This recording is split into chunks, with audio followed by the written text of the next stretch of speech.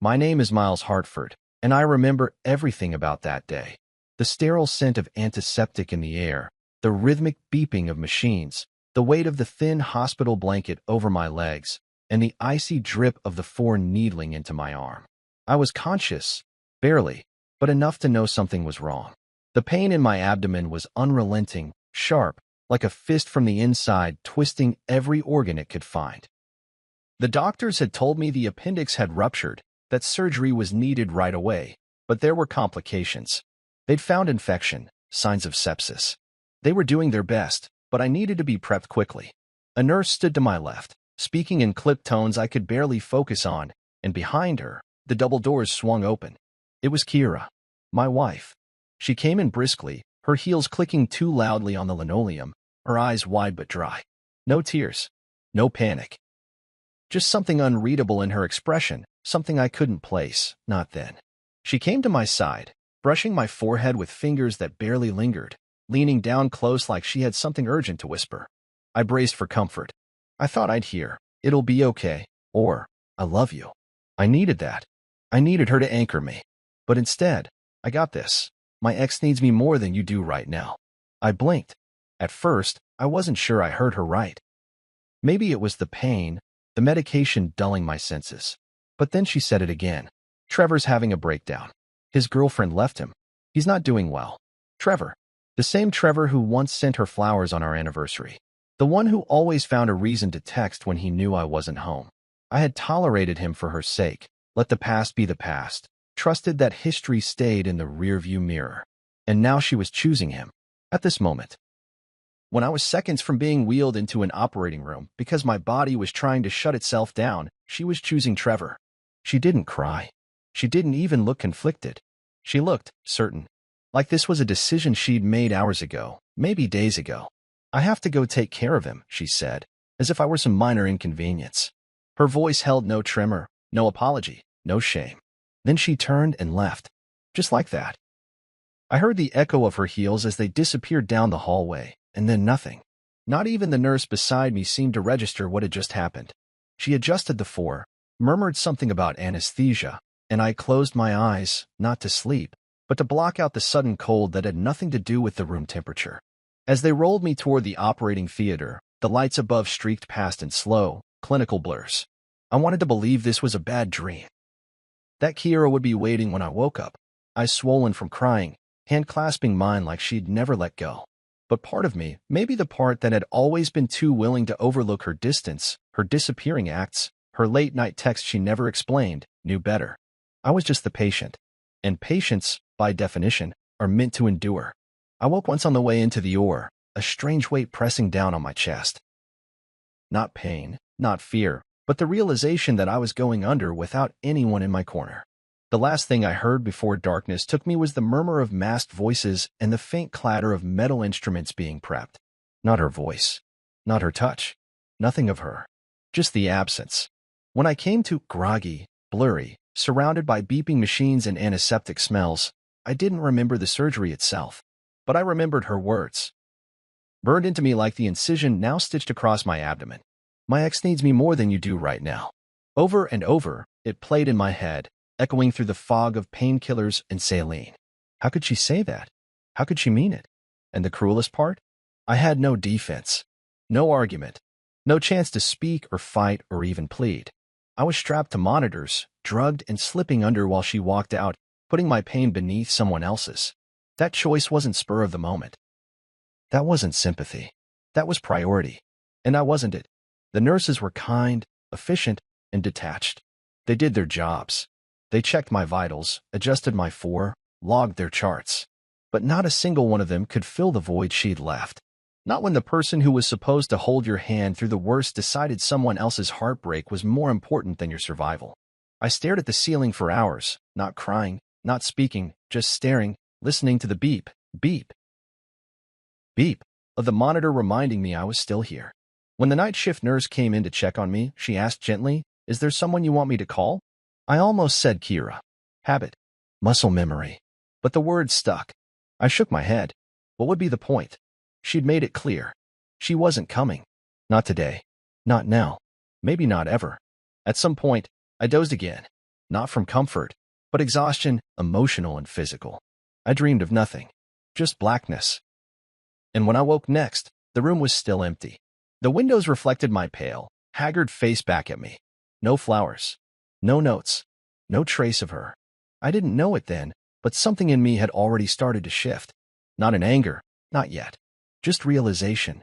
A deep, bone-cold awareness that no matter how much I had loved her, no matter what vows we'd spoken, there was now a gap between us that couldn't be sutured shut, because I had nearly died and she had chosen someone else. Not even out of love, just out of familiarity, history, comfort. But I wasn't her comfort anymore. I was just the patient. And that's all she saw. I woke up slowly, as if dragging myself up from the bottom of a deep, dark well. The pain was the first thing to greet me, dull, then sharp, spreading through my abdomen like fire being fanned. The ceiling was sterile white, and the machines around me hummed and beeped, indifferent to my existence. My throat was dry, my mouth tasted like metal, and my eyes burned. A nurse was at my side, jotting notes on a clipboard, and for a second I thought I was still dreaming. I turned my head, slowly, expecting to see Kira curled in a hospital chair, maybe asleep with a blanket pulled around her shoulders. Maybe she'd have a small cup of coffee in her hands, waiting for me to wake so she could say something reassuring. But the chair was empty. The room was empty. Of her, of flowers, of warmth. "Hey," I rasped out, my voice cracking like a neglected hinge. The nurse turned to me, her smile kind but clinical. "You're awake," she said gently. "Take it slow. You've been through a lot." I blinked, trying to piece together the timeline. The surgery had been complicated. That much was clear. She told me I had been out longer than expected, complications from the rupture. Internal bleeding. A brush with sepsis. The doctors had acted fast, but it had been close. 48 hours in critical care. I stared at her, trying to process all of that. But it didn't land. Not the way it should have. What landed, what stayed lodged in my chest like a second wound, was that I'd gone through all of it without Kira. No hand to squeeze when I drifted under anesthesia. No voice calling me back when I floated toward unconsciousness. I tried to sit up, but the pain pushed me back down. My body felt foreign, like it belonged to someone else, someone weaker, broken. I asked for my phone. She handed it to me carefully, and I noticed right away there were no missed calls. No voicemails. No text from Kira asking how I was. Not even a damn emoji. I pressed her contact and waited. Straight to voicemail. I tried again. Same result. I stared at the screen, blinking against the sting in my eyes that had nothing to do with medication. She had said Trevor needed her. But that was days ago. Surely by now, she would have checked in. Something. Anything. Just then, the door opened, and for a split second, my heart lifted. But it wasn't Kira. It was Jillian. My sister rushed to my side, her face pale and drawn, tears already slipping down her cheeks. She looked like she'd been holding them back for hours, maybe days. "Oh my God," she whispered, gripping my hand so tightly it hurt. "You're awake." I tried to smile, but I couldn't even fake it.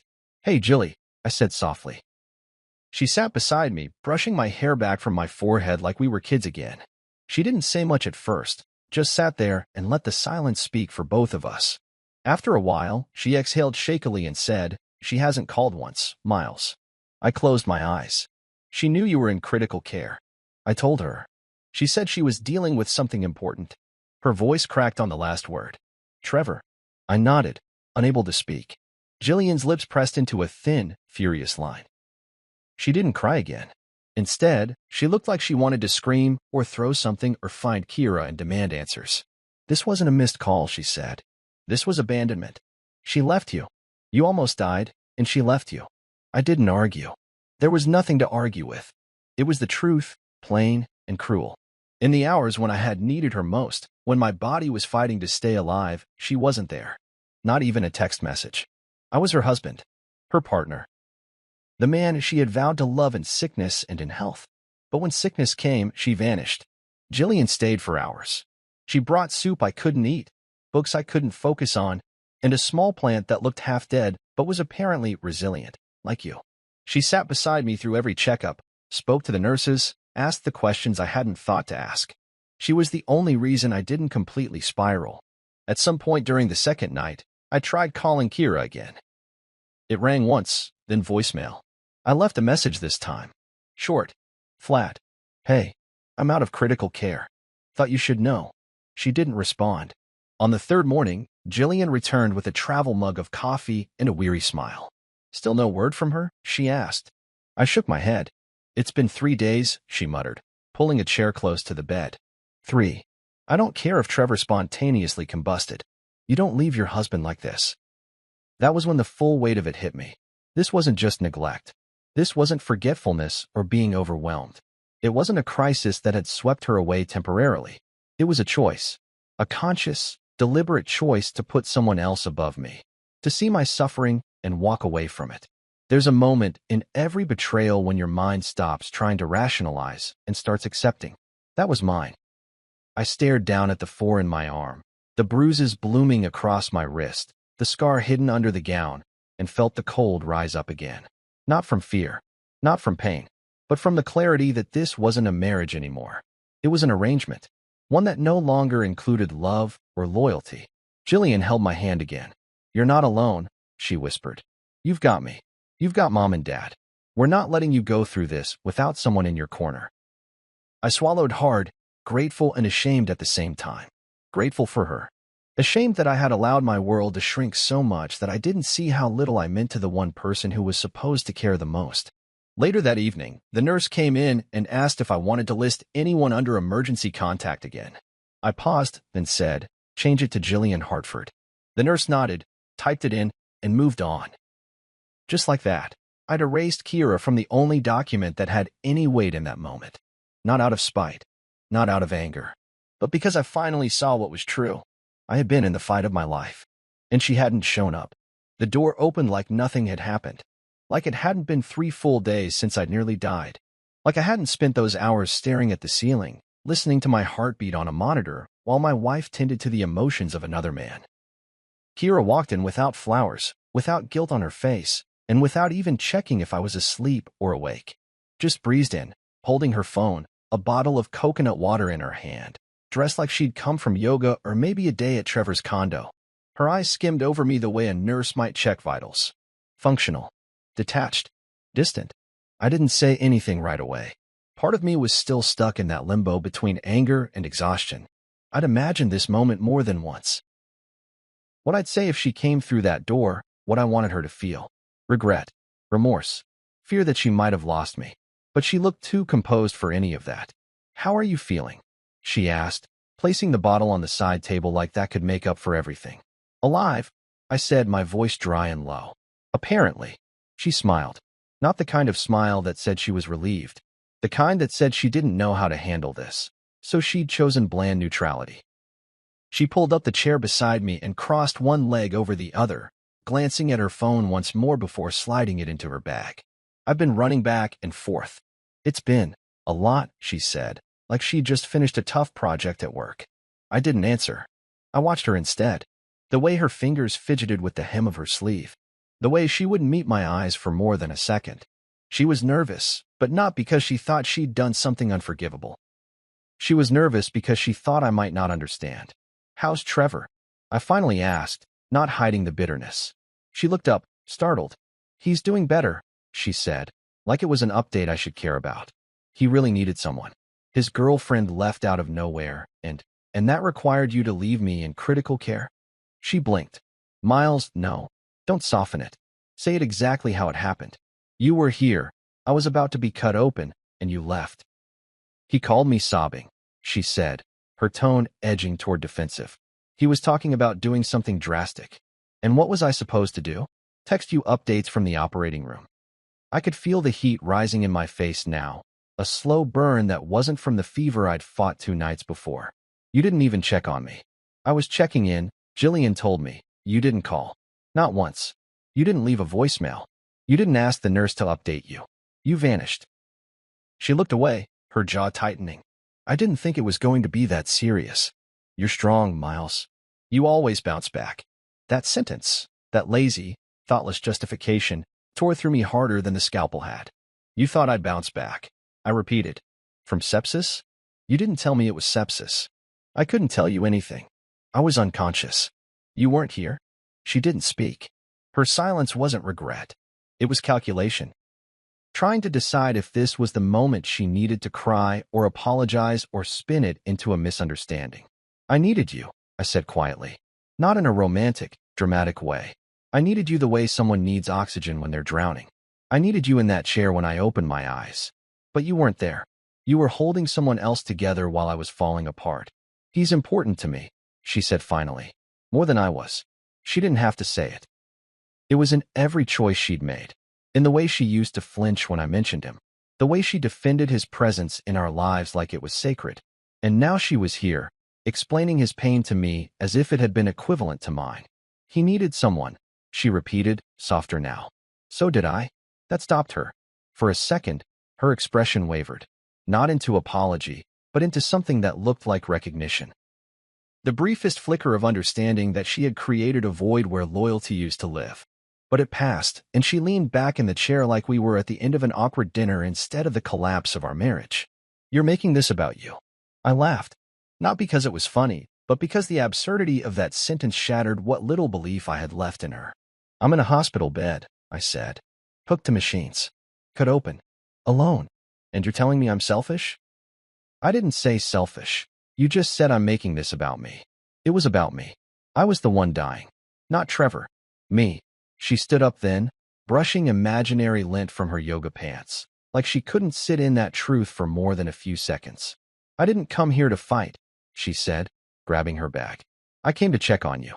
No, you came to justify yourself, I said, turning my face toward the window. The light outside was pale and cold, just like her. You just didn't expect me to remember everything. She didn't respond, just stood there for a long moment, as if waiting for me to call her back, offer her a path out of this guilt. But I had no more lifelines to throw. When the door clicked shut behind her, I felt a different kind of silence settle in the room. Not the absence of noise, the absence of hope, of repair. There are fractures that can be mended with time and effort, but this wasn't one of them. She had made a choice. And in that choice, she had told me everything I needed to know. It wasn't Trevor's breakdown that wrecked us. It was mine, and the fact that she didn't think it mattered. Before all of this, before the surgery, the silence, and the unraveling, I used to believe in the kind of loyalty that people wrote songs about. Kira and I had promised each other everything, through sickness and health, through every sharp turn life could throw. And we'd said those vows like we meant them, standing under a canopy of string lights in my aunt's garden, her hand shaking slightly in mine as she swore to stand beside me, no matter what. I remembered her smile that day. I remembered believing her. That's the part that kept twisting inside me now like a dull knife, how sure I had been. It was strange how betrayal didn't always come with raised voices or infidelity or slamming doors. Sometimes, it arrived softly. A whispered sentence. A quiet absence. A priority you didn't realize you were no longer part of until it was too late. Sitting up in that hospital bed days later, I replayed everything Kira used to say. Ride or die, she'd call it. She liked saying it like we were some kind of team, us against the world. But when it was really us against something real, when death edged close enough to brush against my skin, she rode off without me. I asked her once, years ago, about Trevor. About why she still talked to him, still texted back, still took calls late at night when I was brushing my teeth or folding laundry in the other room. She had said, he's family to me. She had said it casually, almost like I was the one overreacting. You have history with people, Miles, she'd explained. And some things don't just disappear because you get married. I'd nodded, reluctantly, because part of me wanted to be the secure one, the understanding husband. The one who didn't ask for more than she was willing to give. But I see now how deeply I underestimated the weight of those words. He's family to me. The truth was, she'd never really drawn a line. And that mattered. Because love needs boundaries, not just feelings. Loyalty isn't passive. It's active. It's choosing. It's saying, you matter more right now. I wasn't asking her to hate him. I was asking her to put me first when it counted. And she didn't. The night she came back for the second time after surgery, she tried to bring a smoothie. It sat untouched on the tray as she rambled on about how exhausting things had been. Trevor's been spiraling, she said like she was giving me weather updates. I mean, it's not his fault. You know how emotionally unstable he can be. She paused, looked at me with that patronizing softness. You'd be proud of me. I helped him through the worst of it. Proud. I had been cut open. Had nearly died. and she wanted me to be proud of her for consoling her ex. I asked her, "Why does he still have that kind of access to you?" She looked confused. "What do you mean?" "I mean, why can he call you in the middle of the night and pull you away from your husband in a medical emergency? Why do you pick up every time?" Her eyes narrowed, the defense kicking in. "Because he's family, Miles. We've known each other since high school. He's been through a lot. And I haven't?" She flinched. Not visibly, but I saw it in the tightening of her mouth. She didn't answer. And that silence, that stubborn, damning silence, told me more than words ever could. I asked, "And I'm what then?" She didn't speak, didn't even try, just shifted uncomfortably in her chair, fidgeting with her bag strap, like she was waiting for the nurse to interrupt and save her from having to admit it out loud. But I already knew. I was the man she married, the one who paid the bills, helped pick out the dining table, did the dishes when she was tired. But I wasn't the one she protected, not when it mattered. I looked at her and said, "Do you even understand what you did?" She sighed, like I was the unreasonable one. "I didn't mean to hurt you. But you did. You made a choice." "I thought you'd be fine," she said again. "You're stronger than Trevor." That sentence clung to my ribs like smoke. Like I didn't deserve support because I didn't break down the same way. Because I didn't cry on the phone or threaten self-harm or make myself a project to be saved. "That's not loyalty," I said, my voice low and steady. "That's favoritism disguised as history." She stood, clearly fed up with the conversation. "I came here to see you. I didn't come to be accused of being a bad wife." "You're not being accused. I'm just finally stating the obvious." She grabbed her bag, huffed something under her breath, and left again. And I let her go. Not because I didn't care, but because I'd started to realize that holding the door open for someone who never planned to stay was exhausting. Loyalty, I've learned, isn't just about staying. It's about showing up. It's about presence, not proximity. You can live in the same house, sleep in the same bed, and still abandon someone. Still choose someone else over and over again until it becomes a pattern. Until the person left behind starts to question their own worth. In the days that followed, I stopped hoping for an apology. Stopped expecting a moment of realization from her where she'd break down and confess everything, the guilt, the regret, the misplaced priorities. That scene never came. She texted a few times. Short, surface-level check-ins. "Let me know if you need anything. Are you eating okay?" They felt like messages from a colleague, not a wife. No substance. No soul. I stared at those texts and never replied. Not because I was playing games, but because I had nothing left to give to someone who thought loyalty was optional. I was no longer interested in begging for the basic decency of being chosen. So, I sat with the truth. Let it settle in like sediment in water. And the more still I became, the clearer things looked. She hadn't betrayed me in one sudden blow. She'd done it slowly, over years, through little dismissals and micro-decisions. Through making someone else her emotional priority while expecting me to be her constant. But I wasn't her constant anymore. And I didn't want to be. Because the lie of loyalty hurts more than the betrayal itself. It convinces you to stay longer, hope harder, and accept less. Until one day, you wake up in a hospital bed, alone, and realize that the person you trusted to hold your hand was always holding someone else's heart. I didn't have the words. I thought I would. I thought I'd sit up in that hospital bed one day, look Kira dead in the eyes, and deliver some cold, eloquent takedown that would force her to see what she'd done to me. Something cinematic. Something that would leave her breathless and ashamed. But the truth was, when she stood in front of me again, third visit in a week, smoothie in hand, smile strained like a cheap stitch, I couldn't even speak. Not the way I wanted to. My throat closed up, my pulse quickened, and everything I'd rehearsed vanished. But Jillian? Jillian had never needed a script. She'd come in 10 minutes earlier, carrying a small bag of toiletries and a folded crossword she'd half finished at home. She knew I didn't do crosswords. It was her way of sitting in silence with me, occupying space without pressure.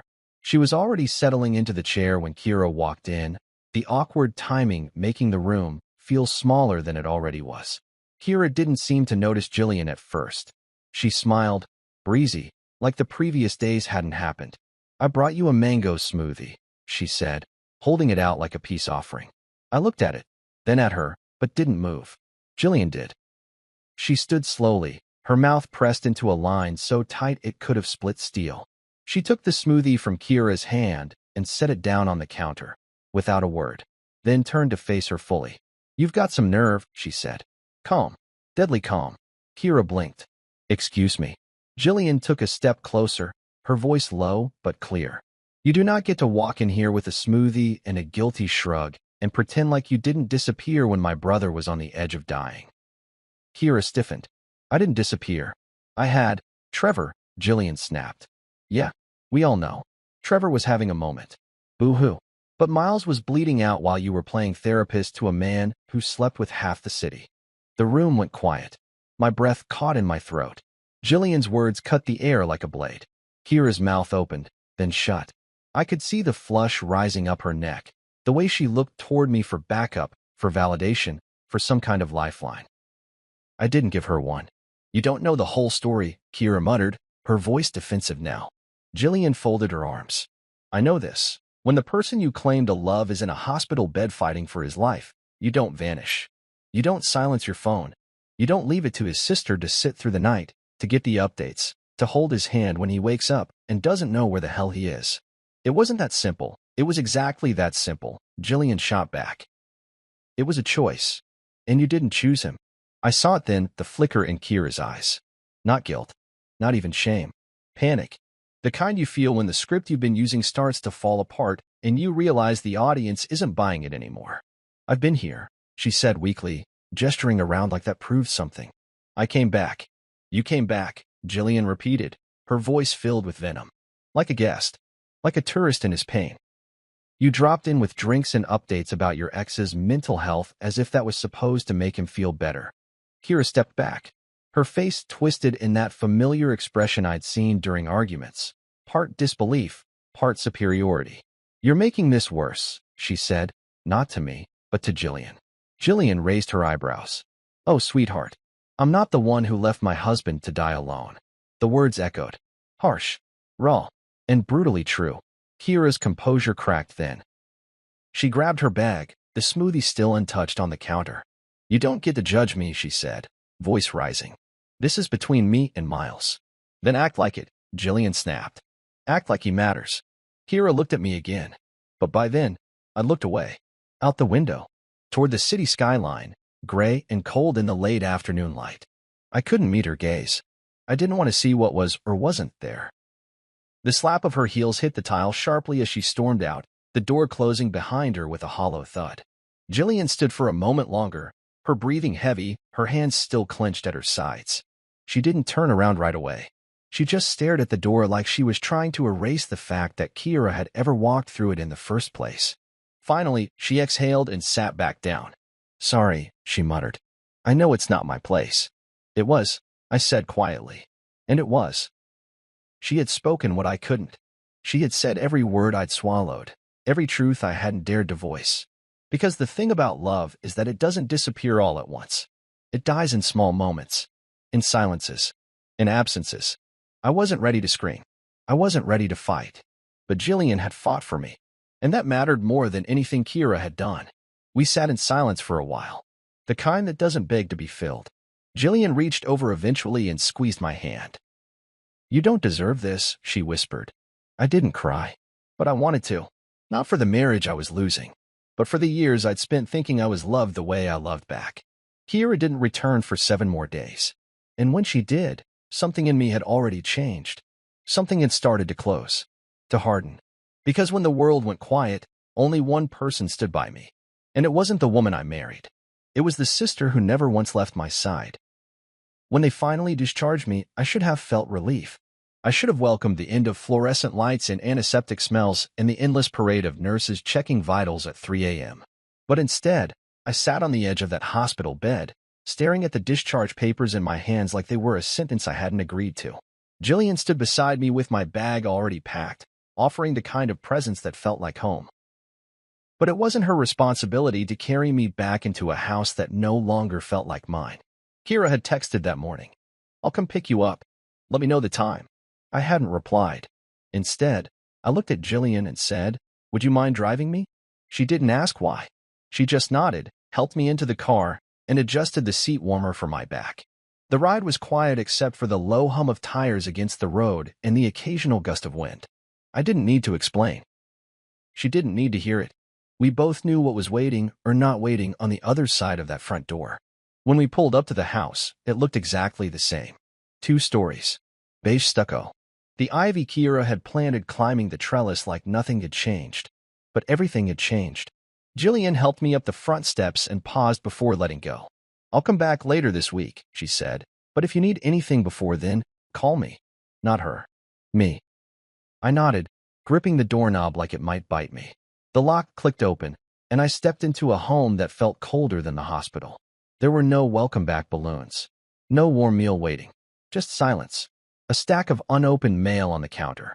The faint scent of lavender from a candle she must have lit that morning.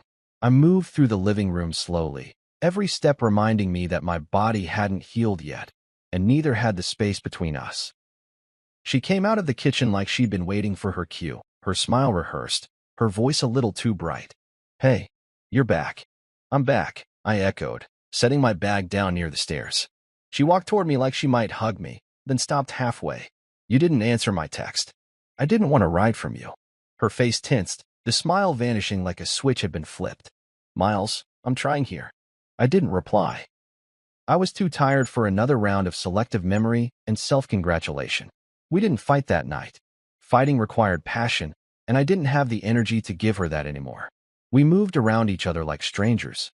She offered to make dinner, but I said I wasn't hungry. She asked if I wanted to watch something together. I told her I needed sleep. And when I climbed the stairs, I didn't go into our bedroom.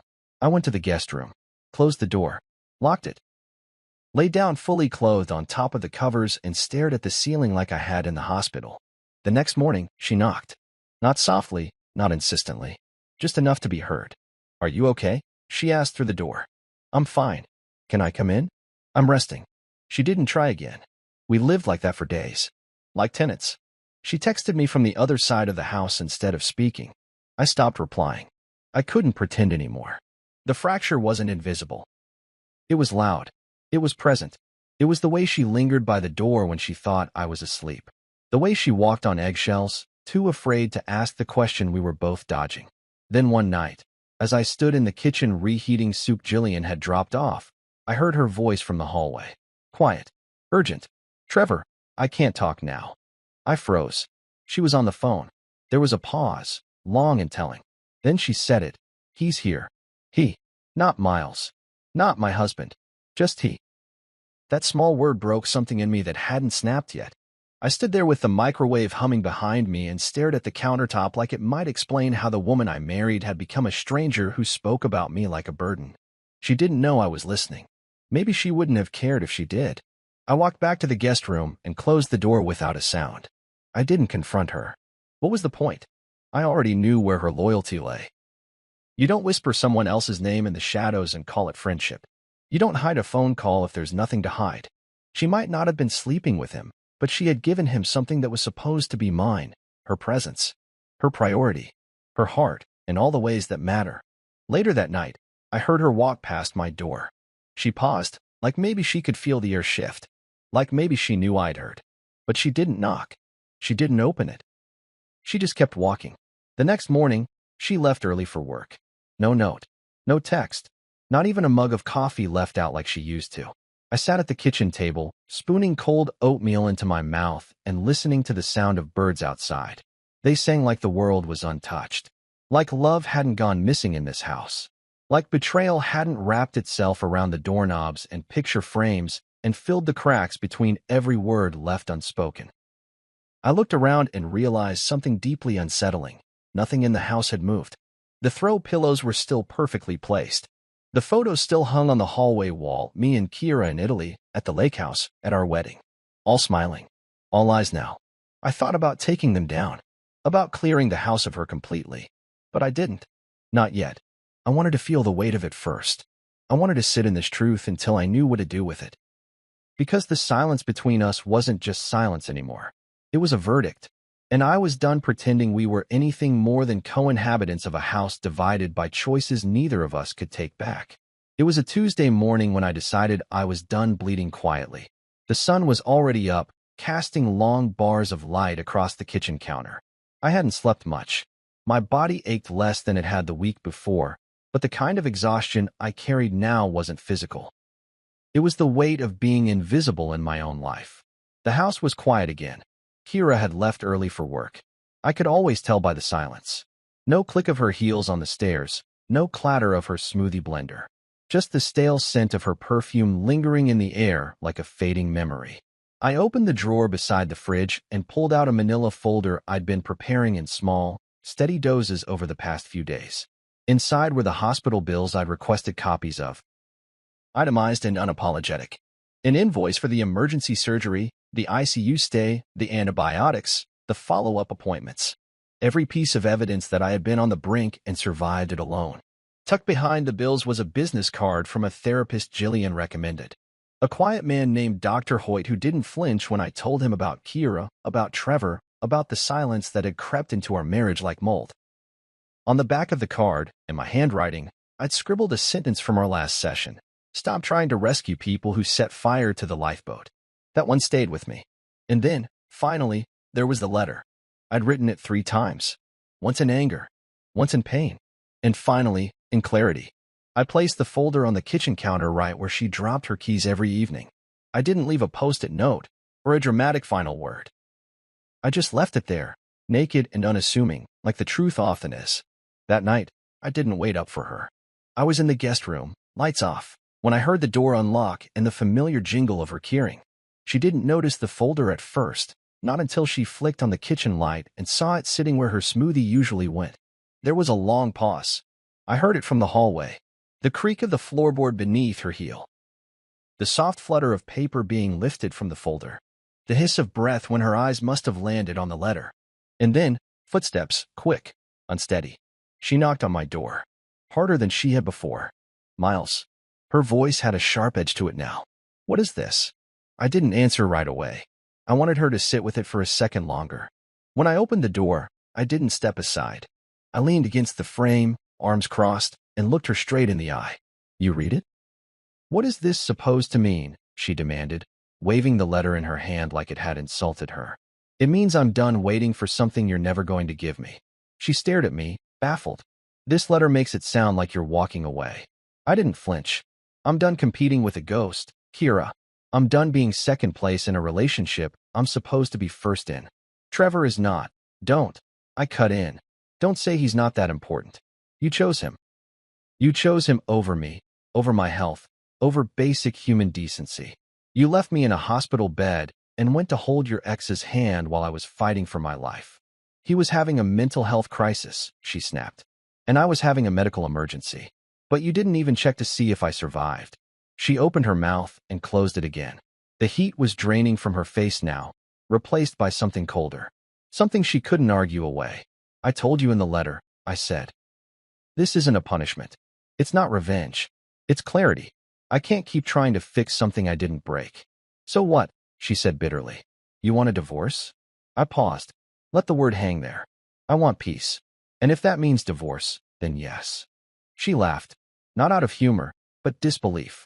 You're not being fair. I took a slow breath. I was fair every day you didn't show up. Her shoulders fell, her voice smaller now. So that's it. That's up to you. But I'm not going to stay in a marriage where I have to beg to be seen, where your first loyalty is to someone else. I took a step back and nodded toward the folder still clutched in her hand.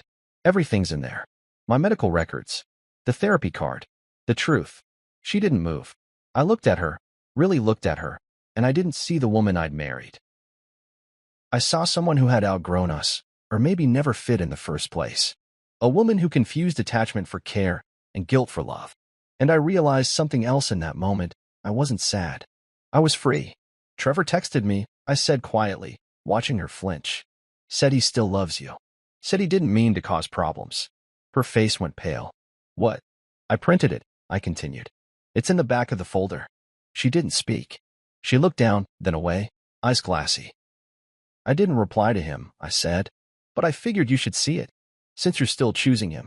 I didn't know he said that. But you knew what it felt like every time he called, and you answered. Every time I needed you, and you weren't there. Silence again. A long, raw stretch of it. She looked up at me then, finally, and there was something desperate in her eyes. I didn't think I'd lose you.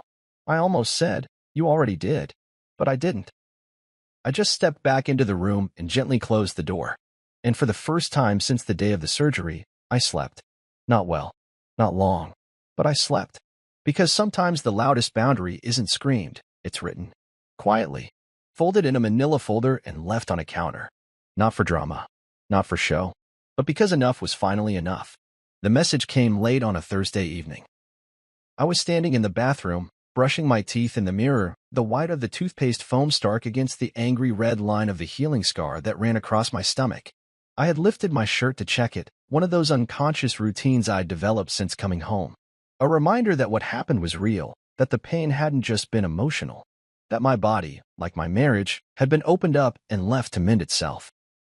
I rinsed my mouth, toweled off my hands, and walked back into the guest room, the room that had quietly become my sanctuary, even though it was never meant for more than short visits from out-of-town friends. My phone buzzed on the nightstand. Unknown number. I hesitated before unlocking it. I rarely answered calls or texts from numbers I didn't recognize these days. Too many real things came from those unknowns. But this wasn't a call. It was a text. Hey, man, it's Trevor. My stomach tightened, not from the incision, but something deeper, colder. I wanted to reach out. I didn't mean to cause problems between you and Kira. I sat down on the edge of the bed, the mattress sighing under my weight. My thumb hovered over the screen as I read it again. She just showed up that night. I didn't ask her to. I stared at the words. Rationally, I knew he was trying to present it as innocence, maybe even remorse. But that last sentence twisted something in me. She just showed up, like she was a package on his doorstep. Like my wife was a woman who just happened to drop into his arms during my darkest hour. The message continued. We talked, that's all. She said things were rough between you two. I've always cared about her. I still love her, to be honest. I always will. There it was. The core of it. The part he'd always kept just under the surface, coated in civility and concern. That flickering torch he'd never quite let go of. And now he said it, boldly, shamelessly. I didn't reply. I read it twice more, then opened the camera app, took a screenshot, and printed it out using the small wireless printer we kept in the office closet. The one Kira used for paperwork and recipe templates. I didn't do it out of pettiness. I did it because she needed to see the thing I had always sensed was there. The truth that could no longer hide behind her excuses. I folded the paper neatly, slid it into an envelope, and addressed it to her. No note. No warning. Just the truth, mailed to the woman who had defended his friendship, like it was sacred scripture. That night, I slept easier than I expected. The next time I saw Kira was the following evening. She'd been gone most of the day, work, errands. I didn't care anymore. I was sitting on the back patio, nursing a cup of black coffee, watching the sun fade into a navy sky. The door creaked open, and she stepped out barefoot, holding the opened envelope in one hand and the printed message in the other.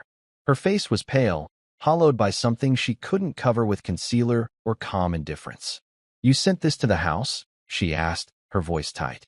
I sipped my coffee and didn't look at her. You live here. For now. She stepped closer. Why would you do that? Because you needed to see it in writing. From him. Not just from me. She stood there for a beat, lips trembling like she wanted to protest, but couldn't find a single defense. He says he loves me, she finally muttered, as if trying the words on for size. He said that to you. I nodded slowly. And you need to ask yourself why he feels so comfortable saying it to your husband. Her face fell, the blood draining from her cheeks. I didn't ask him to say that, she whispered. But you created the space where he could, I replied. Every call you took. Every time you dropped everything to be there for him. You didn't cheat with your body, Kira, but you've been cheating with your loyalty for a long time. She sat down in the chair beside me, paper still clutched in her hand like it might explain something she couldn't. Her voice was small, quieter than I'd ever heard it. I never meant to hurt you. I turned to her for the first time, my eyes tired but sharp. But you did. And intentions don't erase impact. She nodded slowly. Tears were gathering in her eyes now, but I didn't move to comfort her. That wasn't my role anymore. He needed me, she said, barely above a whisper. And I didn't. I replied. That's the part you still don't seem to grasp. I didn't need you every day. I didn't cling or cry or send you into emotional spirals. But I needed you that week. That moment. And you chose someone else. She covered her face with her hands. I didn't think you'd ever leave. I didn't think you ever would, either, I said. But you did. You left the second you walked out of that hospital room. Her shoulders shook. I didn't speak again. I let the silence do what words couldn't. I let her sit in it, let it crawl over her skin and settle into her bones the way it had settled into mine weeks ago. She stood eventually, wiped her eyes.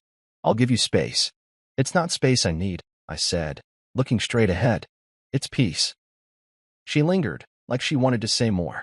Maybe apologize. Maybe beg. But then she turned and walked back inside, her footsteps softer than I'd ever heard them. Later that night, my phone buzzed again. It was her. A missed call. Then another. Then a voicemail. I didn't listen to it. At 2:12 a.m., she called again. I watched the screen light up, her name glowing against the darkness of the room like something distant and foreign. I let it ring. Because some bridges don't burn. They disintegrate, piece by piece, until you're standing on opposite cliffs, holding a history that can no longer carry weight. And in that moment, I understood something. Trevor didn't break us. She did. We never sat across from each other and hashed it out. No candlelit table with heavy silences. No hour-long drive just to talk. No fights that turned into tears, or tears that turned into make-up sex. That's not how it ended for us. It didn't explode.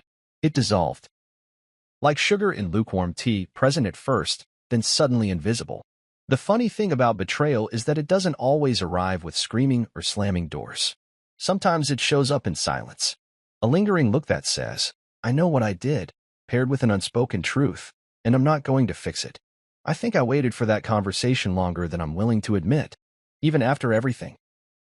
After the hospital, after the printed message from Trevor, after the missed calls and ignored texts, I still expected her to pull me aside one day, sit me down, and tell the truth. Really tell it. Not the curated version. Not the, I didn't mean to apology that left all the damage intact. I wanted her to look me in the eye and say, I left you when you needed me. I chose someone else. I didn't fight for you. And I'm sorry. But that conversation never came. Instead, we became experts at avoidance. She stayed on her side of the house, and I stayed on mine. She'd leave early for work. I'd pretend to sleep in. We shared a kitchen but not meals. A Wi-Fi password but not a life. One day, I found one of her earrings on the bathroom sink. Just sitting there like it used to, delicate and gold, the kind she'd wear when she wanted to look effortlessly polished. I picked it up and stared at it like it was a relic from a marriage I barely recognized anymore.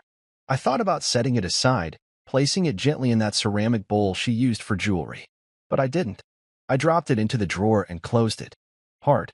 What was left between us were logistics. Groceries. A forwarded email about a water bill.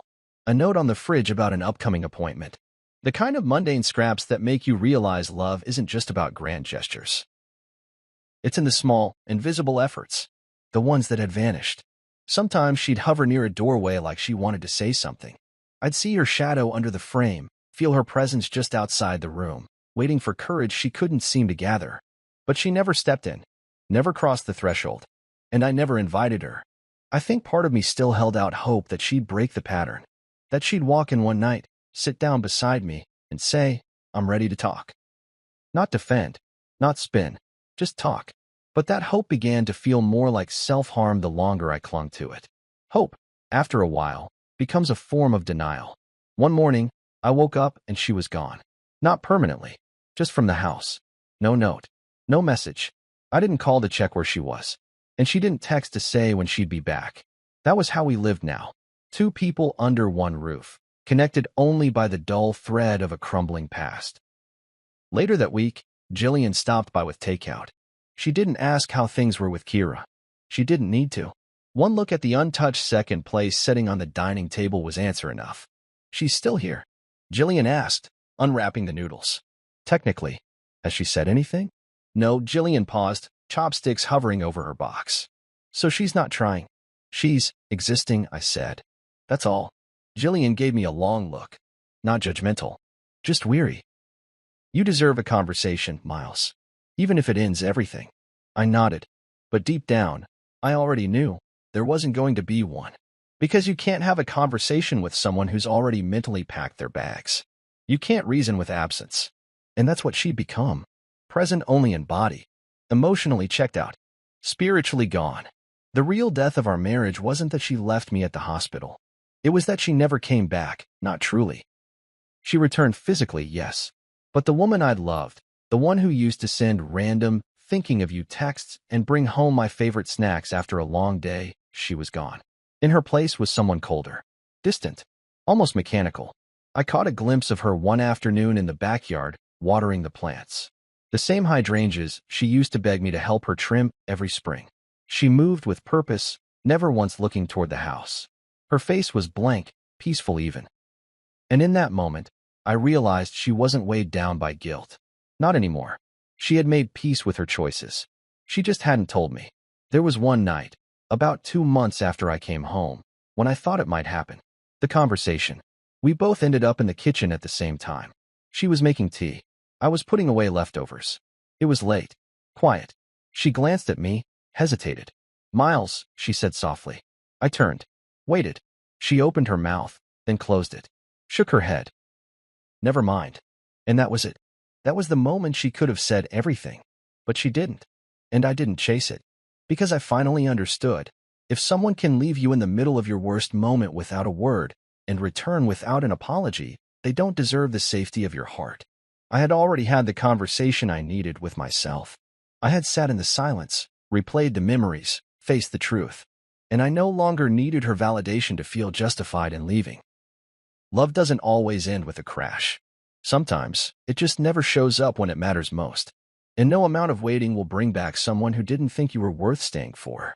It's been 4 months now. The scar on my stomach has faded into something pale and quiet, just a curved reminder of what was once a threat.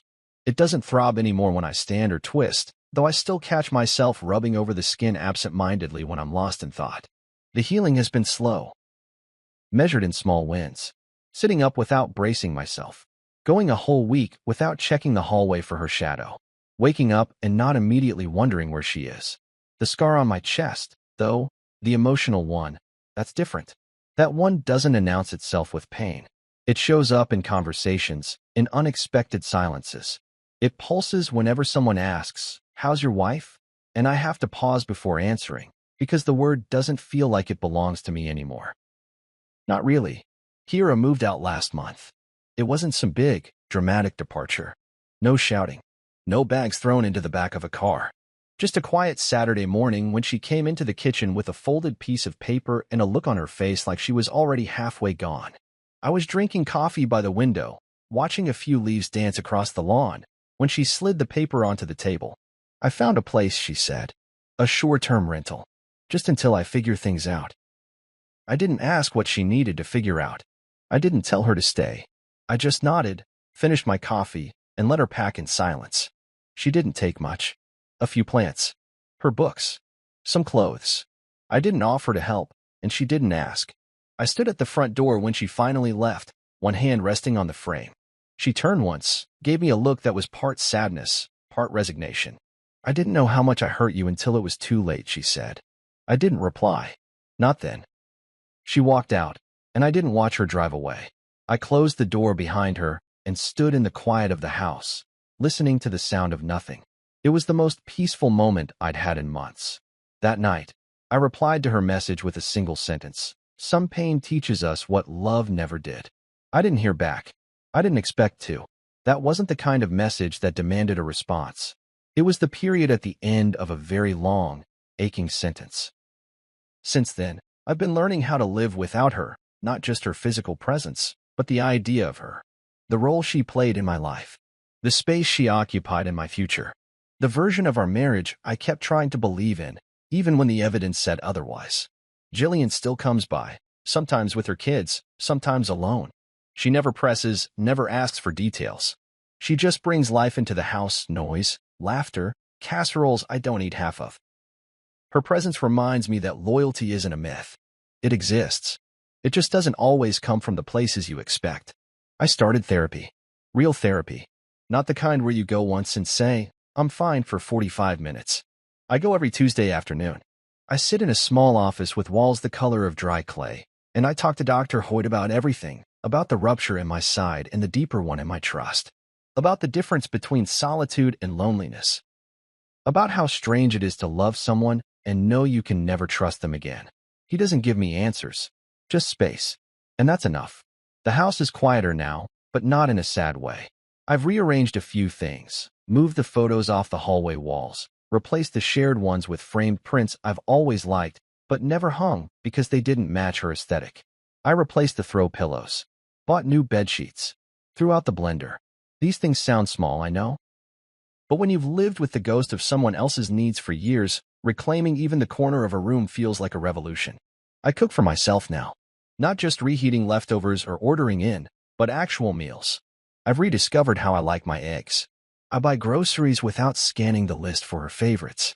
I play my music in the mornings loud, unapologetic, the kind she always said gave her a headache. I even dance a little while making breakfast, not because I'm happy all the time, but because I finally feel like myself again. Healing hasn't been linear. There are days I still hear her voice when I wake. Days when I imagine her key turning in the door, as if everything might go back to the version of us I used to hold onto like a lifeline. But then I remember the version of us I loved was mostly fiction, a carefully curated illusion. Something I worked tirelessly to preserve while she drifted further and further away. Some nights, I sit out on the back patio and think about what I've learned. About love. About loyalty. About the quiet violence of being abandoned while still technically being loved. What I've come to understand is this. Love is not measured by what someone says when things are good. It's measured by who shows up when everything falls apart. It's in the hands that hold you when you're broken, in the voices that echo through the hallways when you can't speak for yourself. Kira didn't show up. She made a choice, repeatedly. And while I could have forgiven one mistake, one moment of weakness, I couldn't forgive a pattern. That realization hasn't made me bitter. It's made me clear. I'm not angry anymore. I'm not waiting for her to realize what she lost. I'm not checking her social media or rereading old messages. That part of my life is over. The chapter is closed, not ripped out or burned, just turned. Quietly. Finally. Today, I woke up, stretched without wincing, made a cup of coffee, and stood in the backyard barefoot. The grass was cold. The air smelled like something new. I didn't feel broken. I didn't feel unfinished. I just felt like me. And that was enough.